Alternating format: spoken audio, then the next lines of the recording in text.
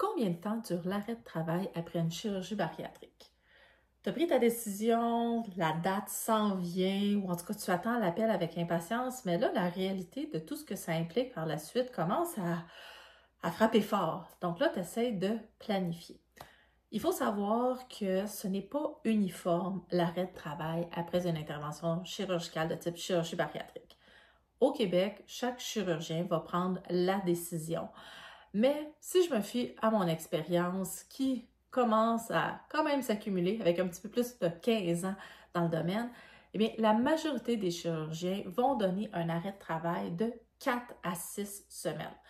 Certains chirurgiens vont simplement signer d'emblée une espèce d'ordonnance collective, c'est-à-dire pour n'importe qui, un 4 semaines, un 5 semaines. D'autres vont prendre le temps des fois de vérifier justement quel type d'emploi, l'historique médical. Donc, ça peut varier un petit peu. Le 4 à 6 semaines, par contre, il faut savoir justement qu'il peut varier et qu'il y a même un des centres hospitaliers au Québec, l'Institut universitaire de cardiologie et pneumologie de Québec, qui lui donne un arrêt de travail d'emblée de 3 mois. Donc, une différence importante. Mais à quoi sert cet arrêt de travail? Donc, c'est évident que les premiers jours, ça sert principalement à la convalescence plus physique, plus technique, parce qu'il s'agit quand même d'une anesthésie générale et il va y avoir bien souvent des inconforts, voire des douleurs.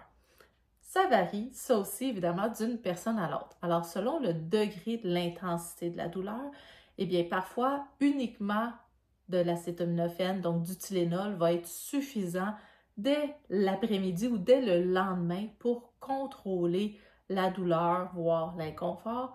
Pour d'autres personnes, on va être obligé d'y aller plus avec une médication un peu plus forte, donc des narcoleptiques, des narcotiques, donc bien souvent du dilodide, de l'hydromorphe, donc des dérivés de médicaments qui sont un peu plus forts.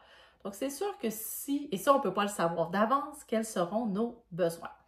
Donc, évidemment, si on prend la médication qui est un peu plus forte, bien, on ne peut pas retourner au travail rapidement parce que déjà la concentration, mais la capacité à prendre des bonnes décisions peut être influencée par ce type de médication-là. Donc, les premiers jours, un retour au travail hâtif pourrait être non seulement dangereux pour le travail effectué, mais serait vraiment pas sain d'un point de vue récupération. Après ça, pourquoi est-ce qu'on devrait attendre 4 semaines, 5 semaines? Il faut savoir qu'il y a une diète de progression après la chirurgie. Donc, au niveau des aliments, on ne peut pas recommencer à manger du jour au lendemain de façon normale.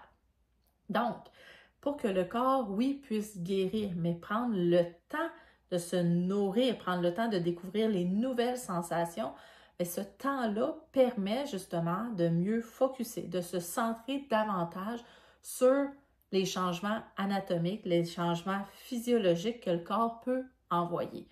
Puis, ben, vu un peu, ça demande une planification un petit peu différente parce que manger des purées, c'est pas nécessairement quelque chose qu'on fait dans le quotidien, donc qui est une des étapes là, de progression au niveau des textures.